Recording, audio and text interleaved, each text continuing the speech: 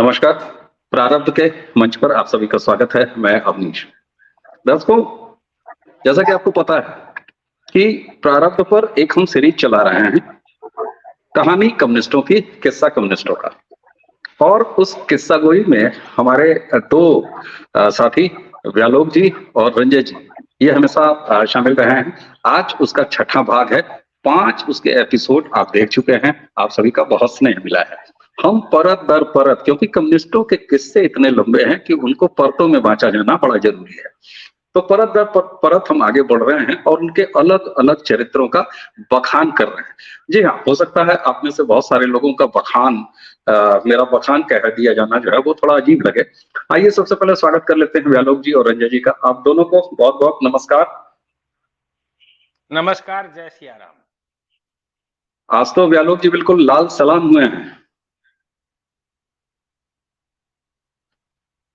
व्यालोक जी, देखिए, समस्या यही है कि हमने अपने सारे प्रतीक और रंग जो है ना वो इन लोगों को दे दिए हैं और ये लोग उस पर बदखेली करते हैं।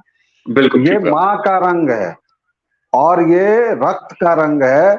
इसका कम्युनिस्टों से क्या लेन देन है? बहुत जो अच्छी बात है। डरपोक हैं, जो एक नंबर के दुष्चरित्र हैं, ये चरित्र का रंग है, सामर्थ्य का रंग है, रक्त का रंग है, ओज का रंग है, वीर्य का रंग है। बिल्कुल ठीक बात है। और इसी तरह से उन्होंने बहुत सारी चीजें चुराई हैं। आप देखिए तो भारत में भारत का असली जो लेफ्ट रहा है, यानी सत्ता के खिलाफ रहा है, वो यहाँ का राष्ट्रवाद रहा है। और यह तो हमेशा सत्ता के साथ रहे हैं। सत्ता से इनका लिविंग का रिलेशनशिप रहा है, अवैध रिश्ता रहा है। कांग्रेस की सरकारों के साथ बेडरूम शेयर किया इन्होंने, अवैध संतानें पैदा की हैं, राजनीतिक हो या चाहे वैचारिक। बिल्कुल सही बात है किस तरीके से ये कब्जा करते हैं। दर्शकों, कम्युनिस्ट हरामखोर होते हैं। मेरे मुंह से ऐसे शब्द जरा कम निकल पाते हैं, संस्कार है। लेकिन आपको अगर खल पर बात करना है तो कुछ शब्द आपको ढोने ही पड़ेंगे, आपके मुंह से निकलने ही पड़ेंगे। कम्युनिस्ट क्यों हरामखोर होते हैं मैं आपको बताता हूं। हमने पिछले 4-5 एपिसोड में आपको अलग अलग तरीके से इनकी परजीविता के बारे में बताया है। ये बताया है कि कैसे पैरासाइट हैं। हालांकि इसी के साथ ये भी सच है कि आजादी के बाद 1947 के बाद से लेकर मनमोहन सिंह के खड़ाऊ शासन तक इनकी पैरा परजीविता की स्थिति ये रही है कि ये कांग्रेस के टुकड़े पर पलते रहे। जब तक कांग्रेस सत्ता में रही तब तक ये उसके सत्ताई छायावाद में पलते रहे। उनसे मुफ्त की रोटियां बोटियां पैसे सारा कुछ तोड़ते रहे। अब पिछले 10 सालों से कांग्रेस विपक्ष में है, तो अब विपक्षी कांग्रेस को कैसे ये नोच रहे हैं, इसकी जरा 2 बानगियां मैं शुरू करूंगा आपको बता के, उसके बाद अपने दोनों अतिथियों के पास चलूंगा। एक बड़ी मजेदार 2 बातें हुई हैं। राहुल गांधी की भारत जलाओ यात्रा या सो कॉल्ड न्याय यात्रा, वो सब आपको पता ही है। उसकी कवरेज के लिए साहब 1600-1800 यूट्यूबर्स की एक फौज इकट्ठी की गई। और राहुल गांधी के आसपास इस समय पूरी तरीके से लेफ्ट वाले हैं। वो चाहे संजय निरुपम ने खुलासा किया वो आप देख ही रहे हैं, प्रोफेसर ने खुलासा किया वो आप देख ही रहे हैं। तो साहब हुआ ये कि 1400-1600 यूट्यूबर्स को इकट्ठा किया गया, वो प्रोपेगेंडा फैलाना था, उनको काम मजदूरी पूरी कराई गई। और अब स्थिति यह है कि उनमें से एक को पैसे नहीं दिए गए, वो सारे भूखे एक जगह इकट्ठा है और बहुत संभावना है कि वो कांग्रेस दफ्तर के बाहर धरना भी देंगे। अब उसी राहुल गांधी की उस यात्रा में आपको वो महंगे और लग्जरियस कंटेनर भी याद होंगे जिनके अंदर इटालियन बाथरूम और क्या क्या थे। उनको भी ट्रांसपोर्ट एजेंसियों के जरिए हायर किया था कांग्रेस पार्टी ने। और एक बार फिर अभी 3 दिन पहले उन सभी ड्राइवर्स और कंटेनर मालिकों को पैसे नहीं मिले हैं। उनके मिनिमम बकाये 3 लाख से लेके 11 लाख तक के हैं। उन सबों ने सीधे सीधे कहा है कि हम अनशन धरना प्रदर्शन तो करेंगे ही और जाएंगे कोर्ट। अब कांग्रेस का जो चरित्र रहा है सत्ता में रहते हुए व्यालोक भाई, वो तो चरित्र ये रहा है कि हम भी खाएं तुम भी खाओ, ये भी खाए वो भी खाओ, सबका साथ सबका विकास के उलट उनका ये रहा है कि भाई तुम भी खाओ हम भी खाएं। लेकिन अब उनका ये है कि काम करा के पैसा मार के और भाग लेना। ये मोडस ऑपरेंडी अपराध करने का तरीका तो कामरेडों का है, कम्युनिस्टों का है। क्या कहेंगे? विषधर राहुल के आसपास के लोगों को देख लीजिए, प्रियंका वाड्रा के आसपास जो लोग जमा हैं उनको देख लीजिए, भारत जलाओ यात्रा के जो शेपर्स थे विषधर के आसपास के जो मूवर्स एंड शेकर्स हैं उनको देख लीजिए, तो यह प्रश्न खुद ब खुद अपना उत्तर दे देता है कि ऐसा क्यों हो रहा है। देखिए, मैं कभी पीआर से भी जुड़ा हुआ था और जो आजकल चल रहा है पत्रकारिता के नाम पर, तो मैं उसके शुद्धतम रूप से जुड़ा हुआ था पीआर से।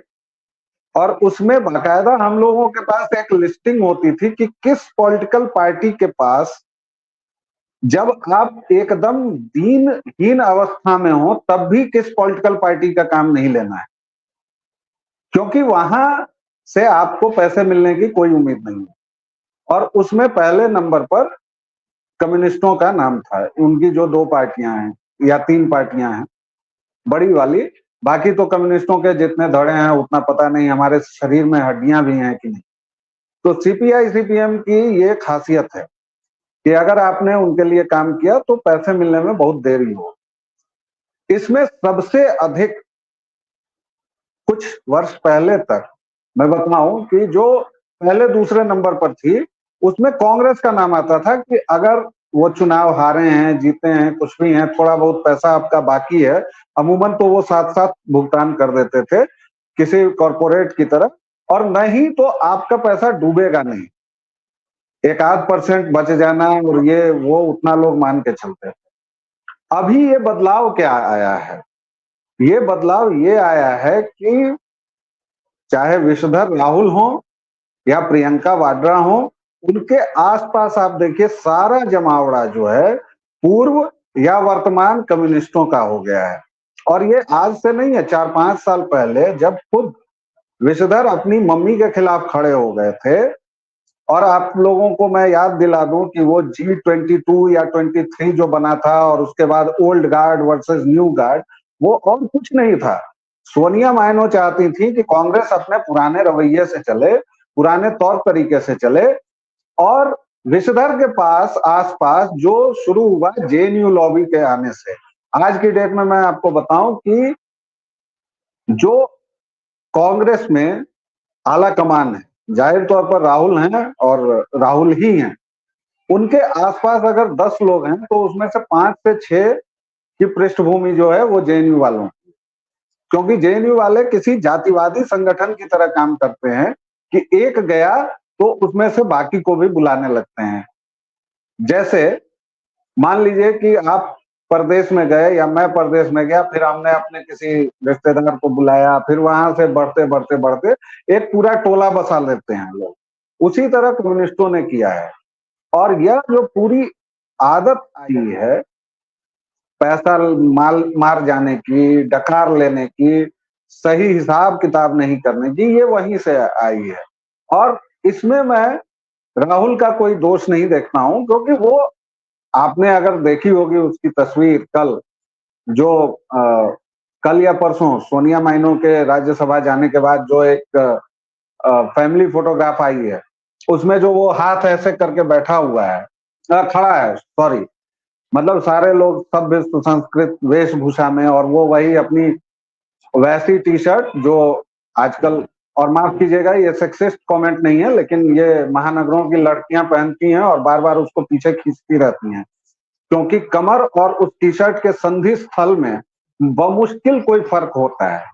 तो वो चाहे पीछे बैठे या कहीं भी बैठे, तो उस तरह की टी शर्ट में, और उसने ऐसे करके उपराष्ट्रपति के लगभग वो कंधे पर जो गिरा हुआ है, वो बताता है कि वह अभी भी इस पिनक से नहीं निकल पाया है कि वह इस देश का मुखिया है, इस देश में उसका राज है, उसके खानदान का राज है कम से कम। और ये सब बेकार बात है, ये सब राज्यसभा, लोकसभा, भाई वो तो महाराजा है, तो वो पैसे मारे या डकारे इसकी कोई संभावना नहीं है। लेकिन ये लोग जो पहुंचे हैं, जेएनयू छाप, चंदा छाप, चंदाखोर, इन लोगों ने उसकी मति फेर दी है।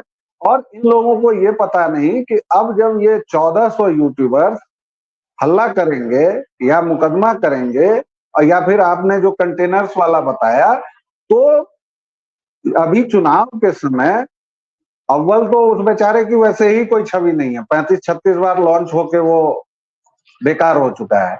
जो भी बची खुची जो भी एक आध सीट, 10 सीट, 12 सीट आने की संभावना है, उसको भी ये कम्युनिस्ट ले देंगे। बाकी बातें हम लोग आगे करते ही रहेंगे, आगे करेंगे। ठीक बात, बिल्कुल ठीक फिलहाल बात है। पहली और पृष्ठभूमि ये मैंने बता दी। जी जी जी। और दर्शकों, आप प्रारब्ध पर व्यालोक जी को सुनते सुनते ये जानते हैं, बहुत अच्छी तरह हमारे दर्शक परिचित हैं कि राहुल गांधी इनके प्रिय पात्र हैं।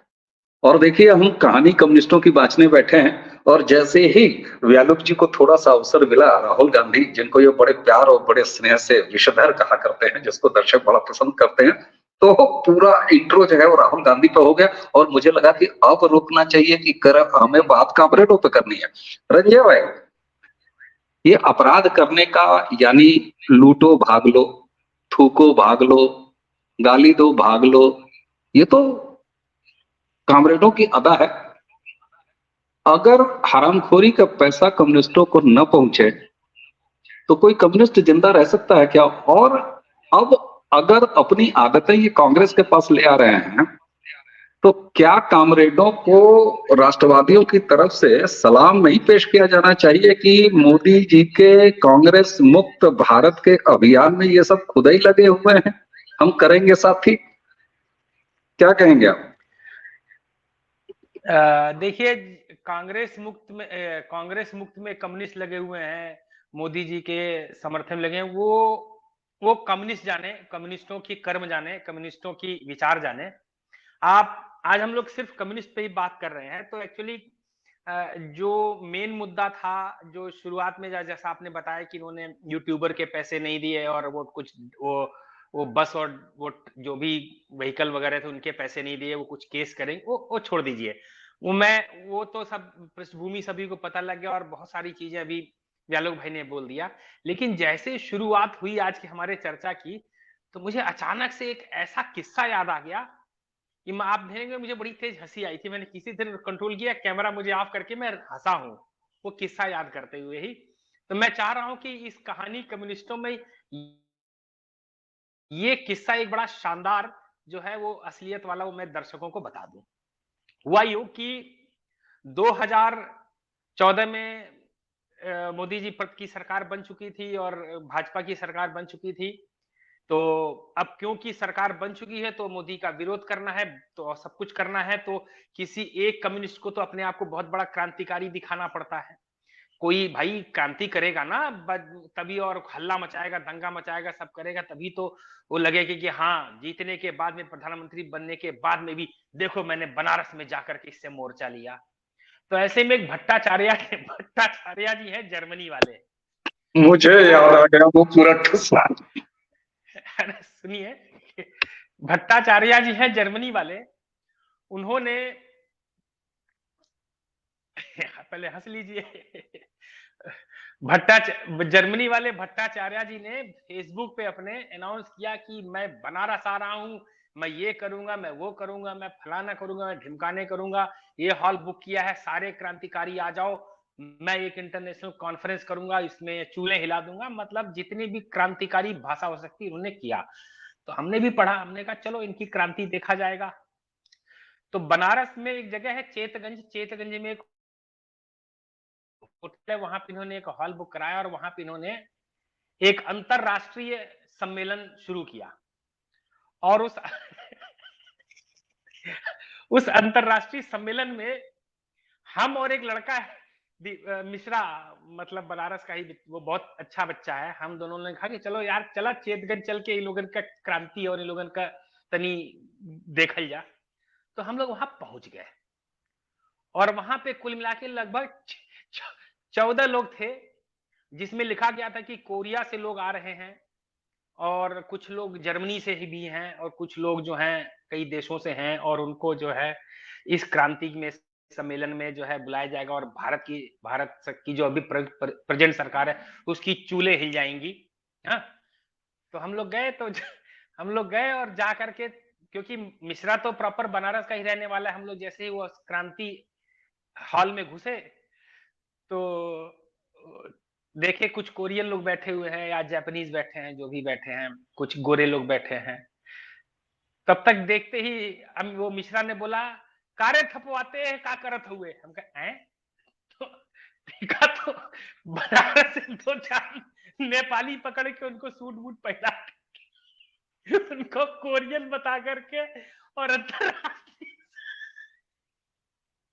अंतरराष्ट्रीय सम्मेलन में 3-4 तो बनारस के वो थापा, वो जो घाट वाट पे कुछ काम कर पकड़ के उनको कपड़े वपड़े पहना करके, और वहीं घाट पर से कुछ लोगों को और रिक्वेस्ट करके, बनारस एक घाट में तो आप खींचिए तो एक खोजिए तो 20 फ्रेंच और 10 इटालियन मिलते हैं, वहीं से 2-4-5 लोगों को करके 15 लोग इकट्ठा करके लोग क्रांति का भाषण दे रहे थे। और थापा जो है मिश्रा को देखते ही पहचान के लिए भाग पड़ा वहां से, अरे अरे भैया हम नहीं, स्कूल में हम नहीं। खैर जो भी हम लोग, मतलब आप समझ सकते हैं उसके बाद क्या हुआ। वो क्रांति जो है वो 2-4 फोटो के बाद में वो बर्खास्त हो गई। और वो थापा आज भी भट्टाचार्य जी खोज रहे, कहीं भट्टाचार्य मिले तो पैसा ना दे ले हमारा पैसा नहीं उस दिन का। तो ये किस्सा हमें याद आया, मतलब क्योंकि काफी पुराना हो गया, 2014, आप समझ लीजिए कि 10 साल हो गए लगभग। एक चीज जो है वो दृश्य सामने घूम गया, और इतनी एक्साइटमेंट थी बताने की कि बहुत सारे शब्द में निकाल नहीं पाया हूं। तो आप इसी से रिलेट कीजिए, जो 10 साल पहले जो चरित्र था कि पैसा नहीं देना है, थापा बुला लो, 2-4 तो हशीश चरस वाले जो इटली, फ्रांस से, जर्मनी से आकर के बनारस से घाटों पे गाते हैं, और उनको बुला लो और एक अंतरराष्ट्रीय सम्मेलन कर दो, और उसके बाद में भाग लो, कुछ नहीं करना है, और फिर वो घोषते रहे तुम कौन हो। तो देखिए, अब आप थोड़ा सीरियस मुद्दे पे आ जाएं, तो पिछले कुछ वर्षों से, मतलब मैं कहूंगा कि इस सेकंड हाफ में 2019 के वाले के बाद से लेकर के 2024 तक भी जो समय है, इसमें जो ब्यालो भाई के प्रिय पात्र मिस्टर गांधी जी के जो एक वक्तव्य हैं, भारत राष्ट्रों का समूह है, भारत में एकता नहीं है, भारत में जो उत्तर का पश्चिम से दक्षिण वाले अच्छे हैं, उत्तर वाले मूर्ख हैं, इस तरह की जो भाषाएं जो इसने बोलना चालू किया है, ये सदा से कम्युनिस्टों का नैरेटिव रहा है। इन्होंने यूएसएसआर को नहीं छोड़ा, यूएसएसआर को यही खा गए एक्चुअली में, हम बताएं सही तो इन्होंने खाया। इन्होंने कंबोडिया चढ़ गए, ये वेनेजुएला को पी गए, इस तरह की इनका जो करेक्टर है, उस पूरे के पूरे करेक्टर को जो जेएनयू के कुछ तथाकथित लोग जैसे कन्हैया कुमार और एक संदीप है और कई लोग हैं, इन लोगों ने मिल करके जो इन पे कब्जा किया हुआ है, तो ये सारी की सारी उसी विचारधारा से प्रेरित है, और उसी विचारधारा को लेकर के ये राहुल गांधी आगे बढ़ रहे हैं। तो मुझे इन लोगों ने, इन बेचारे यूट्यूबर को पैसे नहीं दिए, इन बस वालों को, ट्रांसपोर्टर्स को पैसे नहीं दिए, डाला वालों को पैसे नहीं दिए, जिनको भी पैसे नहीं दिए, तो जब आपका विचार ही उसमें घुस गया तो आपका करेक्टर भी तो घुसेगा ना। ऐसा थोड़ी हो सकता है विचार ना घुसे और करेक्टर ना घुसे। तो इन्होंने कम्युनिस्टों के उस करेक्टर के साथ उन विचार को सबको आत्मसात कर लिया है, और ये होना ही था, और उन्होंने जो है जो किया। जी बिल्कुल ठीक बात है। और दर्शकों, जिस भट्टाचार्य जी का ये नाम ले रहे हैं, उनका पूरा नाम बता देने में मुझे कोई संकोच नहीं है। चारू भट्टाचार्य, बड़े सीनियर सिटीजन हैं, बड़े मतलब तपे हुए, इतने तपके की उम्र भी लाल हो गई है, खुद भी लाल हैं, वैचारिक भी लाल हैं। तो ये उनका कांड है, और हंसी मुझे इसलिए आ गई क्योंकि इस कहानी से उनका सब लाल है, खाली उनका दिल काला है, बाकी सब लाल है। जी जी। और ये वही चारू भट्टाचार्य हैं, जब सोशल मीडिया का दौर आया तो 2013-2014 के इलेक्शन से पहले 2013 में इन्होंने विदेश के कुछ जले हुए मानवों की तस्वीरें भारत का कह के और भारत की घटना कह के यहाँ पर डाल दिया था। ये तो सोशल मीडिया का दौर है कि तुरंत वहां पाकिस्तान की घटना थी, जहां पे तालिबानी नहीं, पाकिस्तानी घटना थी जहां पे कुछ लोग जले थे, और उस खबर को डॉन न्यूज ने प्रकाशित किया था। डॉन न्यूज से वो फोटो जली हुई लाशों का उसने उठा करके, और उसने ये करने की कोशिश की थी कि ये गुजरात की है। जी जी, गुजरात की तस्वीर को दौड़ाया था। बिल्कुल, गुजरात की तस्वीर के नाम पर उसको बांट दिया था। अच्छा, जेएनयू छाप आपने भी कहा रंजय जी, और मजे की बात है कि ब्यालोक जी के भी मुंह से जेएनयू छाप निकला था।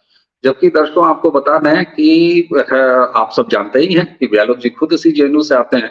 तो अगर लाल टोपी किसी की पहचानी जा सकती है, कोई ये दावा भरे कि हम कम्युनिस्टों को दूर से देख के पहचान जाते हैं, तो व्यालोक जी तो वह महापुरुष हैं कि जिन्होंने इनके अंदर की लाल चड्डियां भी देखी हैं।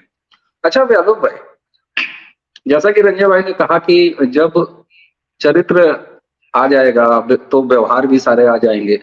कामरेडों के पैसा लेके भाग जाने, हरामखोरी का पैसा खाने, पैसा चुरा लेने, इन्होंने जो है वो केदारनाथ वाली दुर्घटना में भी चंदा चुराया है, वो एपिसोड भी इसी के नीचे है। आप दर्शक उसको चाहे तो देख सकते हैं। एक कैरेक्टर और बहुत ज्यादा है और बड़ा प्यारा कैरेक्टर है कामरेडों का, और वो कैरेक्टर है, ये नारी विमर्श बहुत कायदे से करते हैं और नारी विमर्श के नाम पर इनकी पूरी नारी चिंतन जो है वो नारी देह से शुरू होता है और नारी देह पर समाप्त हो जाता है। तो कांग्रेस के कंटेनरों से निकले हुए ऐसी कोई कहानियां कब तक आने की संभावना है, और अगर कामरेड इस तरीके से कांग्रेस में घुस गए हैं तो फिर बाकी ये कैरेक्टर कब तक कांग्रेस के पास आएगा, या कांग्रेस के पास ऑलरेडी ये कैरेक्टर मौजूद है जिसको सीखने की जरूरत है कामरेडों को। इसमें लेन देन कौन करेगा?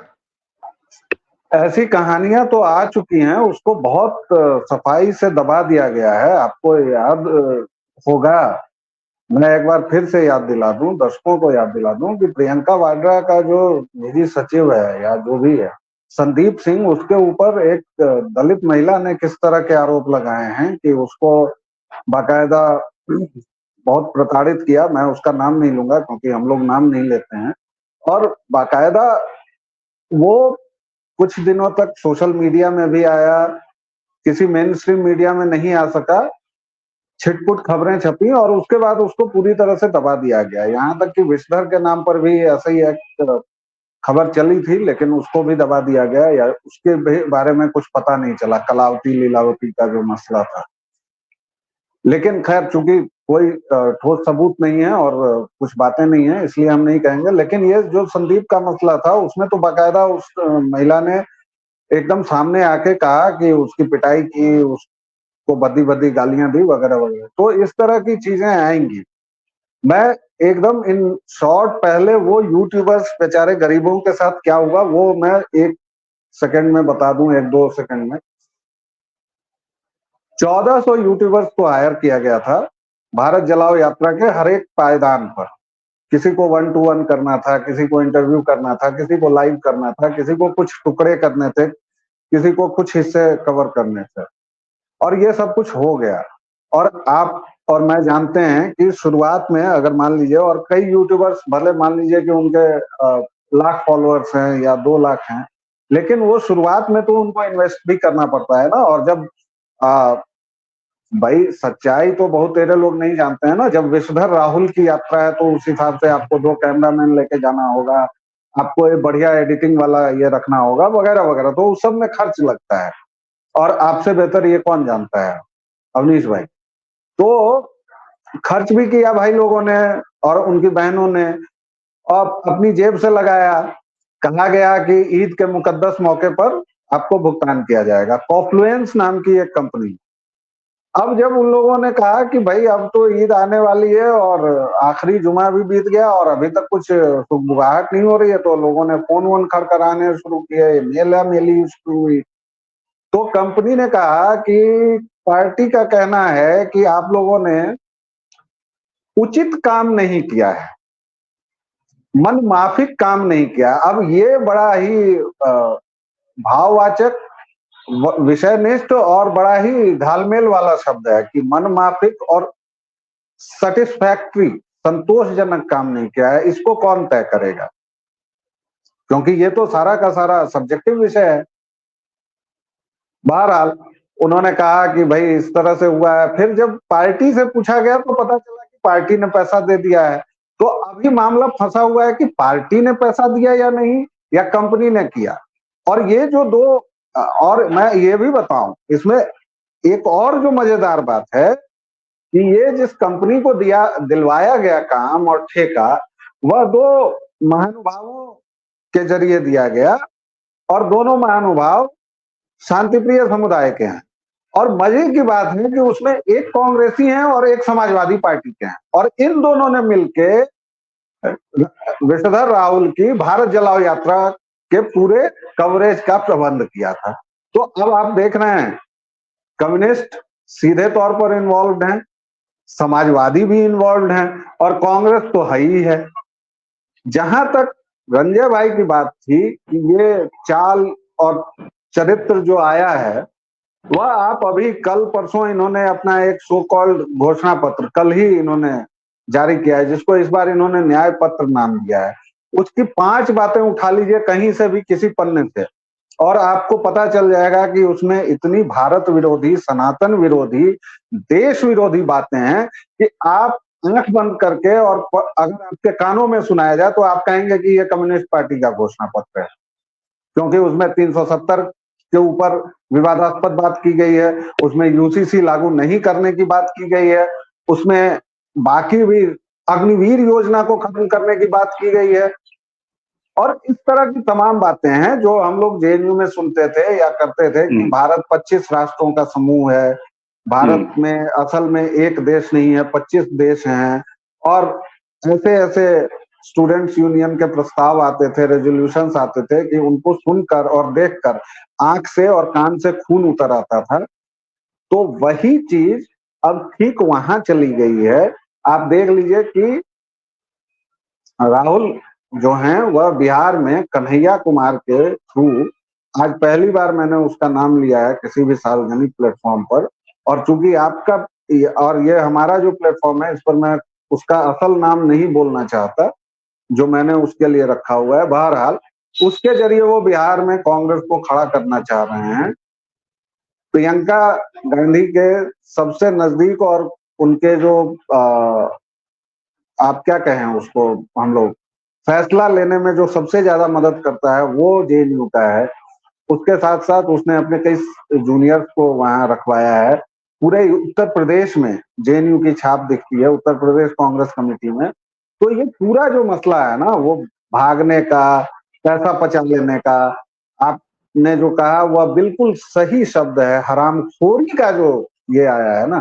कांग्रेस कुछ भी थी, वह कम से कम जिन लोगों से मजदूरी करवाती थी मजदूरी दे देती थी। और हम लोग इस पर चर्चा भी नहीं कर रहे हैं क्योंकि भाई जो यूट्यूबर्स वहां गए थे अपने दम पर गए थे, और क्या उनका अपना मसला है। लेकिन ये जो चरित्र आया है यह पूर्णतया कम्युनिस्टों का लाया हुआ है, और ये कांग्रेस मुक्त भारत बनाने की दिशा में दिन ब दिन रात अहर्निश काम कर रहा है। बिल्कुल ठीक बात है। और दर्शकों, आप जरा खुद सोचिए कि कांग्रेस का किस तरीके से वामपंथीकरण हुआ है। इसका इससे बड़ा सबूत क्या मिलेगा कि किस्सा कम्युनिस्टों का छठा सीरीज, छठा एपिसोड हम कर रहे हैं और पिछले आधे घंटे से कांग्रेस की बात हो रही है। किस्सा कम्युनिस्टों का हम बांच रहे हैं, एपिसोड कम्युनिस्टों पर है और बात कांग्रेस की हो रही है। तो ये अपने आप में सबूत है कि किस कदर कांग्रेस कम्युनिस्ट के जाल में फंस चुकी है। और कभी वो कम्युनिस्ट जो कांग्रेस के टुकड़े पर पलते थे, आज कांग्रेस के टुकड़े टुकड़े करने पर आमादा हैं। इनकी हैसियत भारत तेरे टुकड़े होंगे इसकी तो कभी न थी, न है, न होगी, लेकिन कांग्रेस तेरे टुकड़े होंगे संभवतः ये नारा जो है वो सामने निकल के आ रहा है। अच्छा रंजय भाई, हम लोग तो ऐसा लग रहा है, मैंने कहा कि बात करना था किस्सा कम्युनिस्टों पर, एपिसोड कर रहे हैं उस पर, और तब से बात हुई जा रही है कांग्रेस पे। दरअसल बिना पैसे के, बिना प्रीपेड, क्या मेरी बात सही है कि कम्युनिस्ट कामरेड वो जमात है, वो परजीवी कीड़े हैं जो प्रीपेड मोबाइल हैं, अगर आपने पहले रिचार्ज नहीं किया तो ये काम नहीं करेंगे। और मेरा एक वही पुराना जुमला जो मैंने दूसरे या तीसरे एपिसोड में दोहराया था कि अगर किसी काम भर के हिलते डुलते काम करते कम्युनिस्ट के एक हाथ से उसके शाम वाले सांद क्रांति पेय का ग्लास छीन लीजिए, दूसरे हाथ से एनजीओ फंडिंग की फाइल छीन लीजिए, 2 सेकंड लगेंगे, वो कामरेड जमीन पर गिरेगा और मर के निकल लेगा। मैं स्वर्ग नहीं कह सकता क्योंकि इनके लिए तो ये सब मायने नहीं रखता। अब कम्युनिस्टों का ये चरित्र भारत में रंजय भाई, जो इनको हरामखोरी का चरित्र रहा है, तो ये पैसे पर अगर मान लीजिए रहा ही रहा है, क्या राजनीति में वैचारिक रूप से, शिक्षा में ये बहुत ज्यादा घुसे रहे हैं, तो वहां भी इसी तरह की हरामखोरी का है, करना कुछ, करेंगे कुछ, पढ़ाना कुछ, पढ़ाएंगे कुछ, सच है कुछ, लिखेंगे कुछ। इतिहास ये है तो बताएंगे वो। ये घालमेल, यानी जो सही है उसके ठीक उलट हरामखोरी करना, इसको पैसे और इकोनॉमिक्स से बाहर कहां तक लेके जाएंगे आप, कैसे देखते हैं इसको? देखिए, हम लोगों ने पहले भी बात किया हुआ है कि देश की आजादी के समय पे तत्काल जो है देश की आजादी के तुरंत बाद जो है कम्युनिस्टों ने बड़ी चालाकी से नेहरू जी का जो कैरेक्टर था उसको पकड़ लिया, और फिर नेहरू जी ने उसके बदले में उनको तमाम पुरस्कार भी दे दिए, तमाम चीजें दे दी, इतिहास लेखन से लेके एकेडमी और तमाम चीजें दे दी। और उसके बाद इंदिरा जी ने तो सारी हदें पार कर दी उनको चीजों देने में। तो इस तरह से इन्होंने लगभग 6 साल 7 दशक में पूरा मानूंगा, इन्होंने हर एक क्षेत्र पे कब्जा करके एक राज किया है। तो अगर आप उस क्षेत्र में, अगर आपने मान लीजिए आपने कला, संस्कृति, एजुकेशन, अगर आपने इस पे किसी देश के कब्जा कर लिया, इसके ऊपर में अगर आपने डाका डाल दिया, तो फिर आपने उस देश का, उस समाज का, उसका करेक्टर, उसका सोच, उसकी समझ, सब चीज खत्म कर दी। और उसके बदले में आप देखेंगे कि इन लोगों ने इस टाइप के क्लाउड भी बनाए थे कि अगर आप कम्युनिस्ट नहीं हैं तो आपका प्लेसमेंट नहीं होगा। अगर आप जा रहे हैं, आपने इंटरव्यू दे रहे हैं, तो मान लीजिए कि जेएनयू का कोई विद्यार्थी है, उसका प्लेसमेंट का, उसका इंटरव्यू हजारीबाग के किसी कॉलेज में होना है, तो वहां पे जो लोग एक्सपर्ट आएंगे वो नॉर्थ बंगाल, जादवपुर या इन यूनिवर्सिटी से आएंगे, तो उसको जब वो लोग इंटरव्यू में सेलेक्ट करके रखेंगे, तो वहां वाले यूनिवर्सिटी के बच्चा जब अप्लाई करेगा एक जगह पे, तो वहां के उसको अप्लाइज करना है। इस टाइप की चीजें ये लोगों ने मिल बांट के खाओ वाला किया और उसको आंख मूंद करके कांग्रेस से प्रश्रय दिया।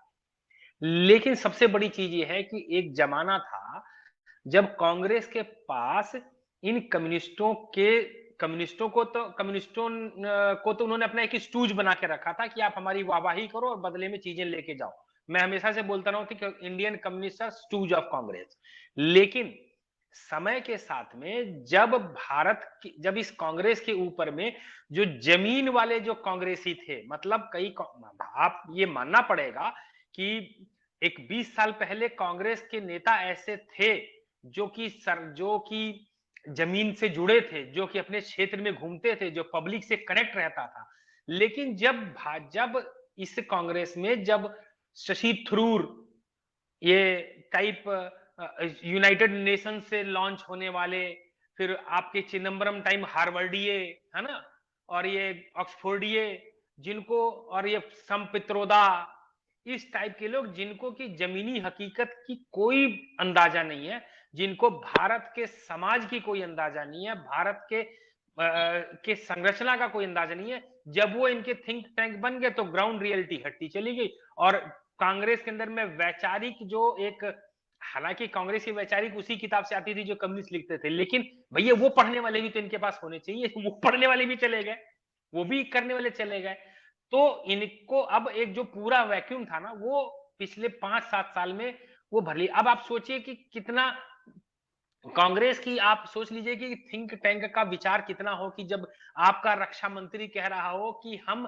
सीमाओं पे सड़क इसलिए नहीं बनाते क्योंकि हमारी स्ट्रेटेजी है, सड़क बनाएंगे तो चोर आ जाएगा, चीन घुस जाएगा। इस टाइप का एंटोनी का बयान है ना, कांग्रेस के रक्षा मंत्री थे, कांग्रेस की तरफ से हमारे देश रक्षा मंत्री थे कि भाई we are not developing the borders because we think the China will enter through their roads, this is our strategy. Chidambaram जैसे, मतलब I pity on Oxford, Cambridge, Harvard की वो चिदम्बरम जैसे लोगों को पैदा करके दी, जो कहता है कि people who want to buy potato, who want to buy tomato, will they have a POS? इसके विचार में नहीं था कि, मतलब इन जैसे लोगों के विचार में भी नहीं था कि कोई क्यूआर कोड से भी पेमेंट हो सकता है, मतलब विचार ही नहीं था, इन लोगों की बुद्धि नहीं थी। तो जब पुराने जो थे, जब आप देखेंगे कि इनके पास जमीनी नेता हुआ करते थे, नाम तो अनेकों आ जाएंगे, उत्तर प्रदेश से कितने आएंगे, नारायण दत्त तिवारी लोग इतना बदनाम करते हैं, लेकिन नारायण दत्त तिवारी को बहुत जमीनी थे, उत्तराखंड से लेकर उत्तर प्रदेश तक उन्होंने अपने जिले जिले में उनके फॉलोवर थे, उनके पहचान, वो जिला जिला जानते थे। इस वीर बहादुर सिंह थे उत्तर प्रदेश की हम बात करें, ऐसे नेता तमाम पैदा हुए, लेकिन बाद में जब खत्म हुए तो उनका जगह ले लिया जो कम्युनिस्टों ने, जो नई पौध तैयार हुई, इन लोगों ने ले लिया। और और ये जो कम्युनिस्ट नए वाले जो कभी कम्युनिस्ट है ना, ये भी एकदम मतलब निहायत ही बेकार है। मतलब कोई इनके अंदर में कोई भी बात करने की तमीज भी नहीं है। ठीक, तो आप जिसके अंदर में बात करने की भी तमीज नहीं होती, उसके अंदर विचार की भी तमीज नहीं होती, इसके अंदर में करेक्टर की भी बिल्कुल, तमीज नहीं होती है।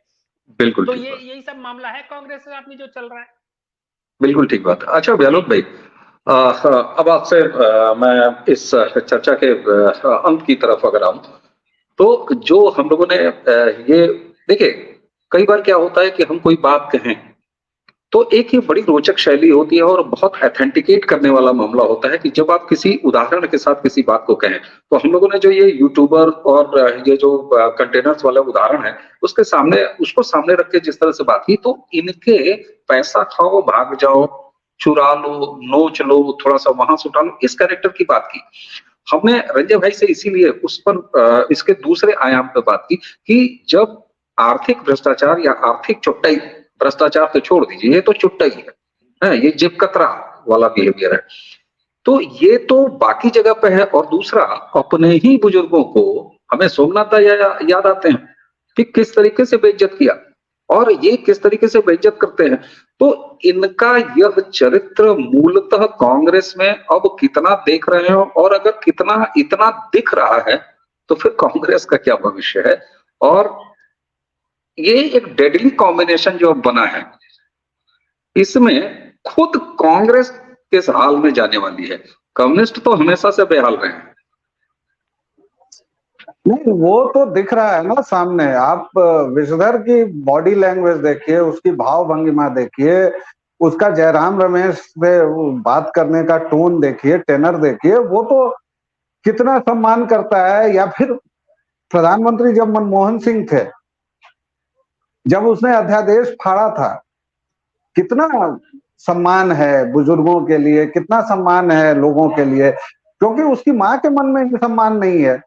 जब वो प्रधानमंत्री थे तो भी वो महिला सबसे आगे मिलती थी और प्रधानमंत्री ऐसे हाथ जोड़ के खड़े रहते थे। तो ये तो कांग्रेस कल्चर पहले से भी है, इसमें सॉरी रहेगा, लेकिन इसमें कम्युनिस्टों का कोई बहुत योगदान नहीं है भाई। चरण चुंबन करने में, चापलूसी करने में, चाटुकारिता करने में बड़ी प्रतियोगिता है कि कम्युनिस्ट भारी हैं कि कांग्रेसी भारी हैं। थोड़ा बहुत कम्युनिस्टों का पलड़ा हल्का ही रहेगा, तो इसमें तो सॉरी रहेगा, मैं इसमें नहीं दूंगा साहब। बाकी जी, हमारे एक बुजुर्ग मित्र थिएटर के, वो देशी जवान में एक कहावत कहते थे कि क्या मर्दे नरकों में ठेला ठेली, मतलब वहां भी तो जी, है, ठेला ठेली है। और मैं आपको बताऊं कि आपने जो आखिरी हिस्सा जो था आपके सवाल का कि कांग्रेस का क्या होना है, कांग्रेस का तो देख ही रहे हैं ना इस पर। मतलब मुझे सीरियसली पता नहीं, कुछ यूट्यूबर्स हैं, कुछ ज्ञानी लोग हैं जो कह रहे हैं कि बिहार में तेजस्वी ने पटकनी दे दी है, दक्षिण में साफ हो गई है भाजपा, और यूपी में अखिलेश हैं। वो अखिलेश टक्कर दे रहे हैं जिन्होंने अब तक 9 सीट पर अपने उम्मीदवार बदले हैं, 3-3 बार बदल दिए हैं। जो 15 दिन से भी कम समय है, अभी तक उनका कैंडिडेचर फाइनल नहीं हुआ है, वो अखिलेश टक्कर दे रहे हैं। तो यूपी बिहार टक्कर हो गया, दक्षिण साफ ही है, पूर्वोत्तर में कोई सीन नहीं है। तो ये कुल मिला के भाजपा इस बार चली गई और इस बार विशधर राहुल प्रधानमंत्री बन जाएंगे, तो उनको नमन है। मुझे तो सिंपली ये दिख रहा है कि पता नहीं पिछली बार वाला स्कोर भी कांग्रेस सिक्योर कर पाएगी कि नहीं कर पाएगी, क्योंकि देखिए जितनी मेहनत ये भाजपा ही नहीं कर रहे हैं ना, उतनी मेहनत कांग्रेसी कर रहे हैं, उससे डबल मेहनत ये कम्युनिस्ट कर रहे हैं, और उससे तिगुनी मेहनत ये सो कॉल्ड जो इंडी अलायंस है उसके सारे पहिए कर रहे हैं कि इस बार ससुर कांग्रेस मुक्त भारत हो ही जाए। और हमें पूरी उम्मीद करनी चाहिए, कांग्रेसी मुक्त तो हो ही रहे हैं, हर एक दिन इनका एक विकेट गिर जा रहा है। और ये सिलसिला आज का नहीं है, पिछले 4-5 साल से चला आ रहा है। तो ये भी नहीं कहा जा सकता है कि भाई एकदम चुनाव देख के, और ये सब सामान्य बात है, लोग इधर उधर करते ही हैं नेता लोग, भाजपा के भी एक आध ने किया है, तो ये उस तरह की खलबलाहट भी नहीं है। तो इस बार अंतिम वाक्य यही है कि देखा जाए, 4 जून को हो सकता है कि कांग्रेसी मुक्त कांग्रेस और कांग्रेस मुक्त भारत हो जाए। बिल्कुल ठीक बात है। और मैं कॉपीराइट आप पे क्लेम कर रहा हूँ व्यालोक जी। कांग्रेसी मुक्त कांग्रेस, ये कल व्हाट्सएप ग्रुप में मैंने लिखा था और इसलिए मैं अपना कॉपीराइट यहाँ पे क्लेम कर रहा हूँ। रंजय भाई गवाह है। दर्शकों, कहते हैं ना कि क्या ही कहा जाए, कामरेडों का यही चरित्र है, हरामखोरी। चाहे वो पैसे की हरामखोरी हो, चाहे वो चरित्र की हरामखोरी हो, चाहे वो विचार की हरामखोरी हो, चाहे वो इतिहास की हरामखोरी हो, चाहे वो भूगोल की हरामखोरी हो, हर तरह की हरामखोरी कम्युनिस्टों की अपनी मूल आदत है। ये उनके बेसिक डीएनए में है। आज स्थिति ये है कि कभी कांग्रेस के टुकड़े पर पलते हुए कम्युनिस्ट आज कांग्रेस को टुकड़े करने पर आमादा हैं और संभवतः यही कांग्रेस का प्रारब्ध है। भारत के जो भी खिलाफ रहेगा, भारत की अस्मिता के साथ जो मजाक करेगा, उसका यही हाल होगा। इसलिए आज के इस एपिसोड को आप भी चौंकेंगे दर्शकों कि हम हमेशा कोसते रहते हैं कामरेडों को, कम्युनिस्टों को, लेकिन आज मैं अपने दोनों प्रबुद्ध मित्रों व्यालोक जी और रंजय जी के साथ कामरेडों को सलाम पेश करता हूं और आपको नमन करता हूं। कामरेडों, है इस देश के वामपंथियों, आप कांग्रेस मुक्त भारत करने में जो हम भारतवासियों की सहायता कर रहे हैं, इसके लिए आप सभी को हमारी तरफ से बहुत बहुत नमन। ईश्वर आपकी आत्मा को शांति दे। दर्शकों, इसी के साथ हमें व्यालोक जी और रंजय जी को आज्ञा दीजिए। ये एपिसोड आपको कैसा लगा? और हाँ, चलते चलते आपको ये भी बता दें कि अब इससे पहले किस्सा कम्युनिस्टों के जितने भी एपिसोड हैं, इसी वीडियो के डिस्क्रिप्शन में आपको मिल जाएंगे, सिलसिलेवार नंबर 1 से लेके 5 तक। ये छठा एपिसोड है। आप आज के एपिसोड में भी हमें बताइएगा कि अगली चर्चा कम्युनिस्टों को किस चरित्र पर आप सुनना चाहते हैं।